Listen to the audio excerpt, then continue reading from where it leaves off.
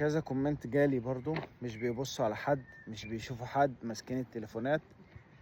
اللي انا بعمله ان انا بجيب لك الاختبارات اللي ببلاش وبقول لك عن المكان فين. اللي انت بتعمله ان انت بتسعى وبتروح نادي واتنين وتلاتة واربعة وتختبر وتدور عشان انت نفسك تبقى لعيب كورة. فكل الكلام ده ربنا شايفه، ربنا شايف انت بتعمل ايه وبتتعب قد ايه، وبتستلف فلوس من ده عشان تروح التمرين، وبتعمل مجهود وبتركب مواصلات وبتتعب اهلك، وكل الحاجات دي ربنا شايفها.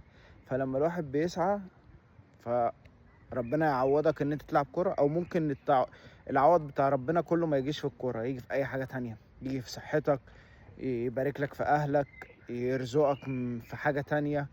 بس لما الواحد بينزل فيديو ان في اختبارات ببلاش وانت تقدر تروح، روح وجرب. حتى لو محدش بيشوف، حتى لو لعبت 5 دقايق عادي، مش مشكلة. اعمل اللي عليك والباقي على ربنا.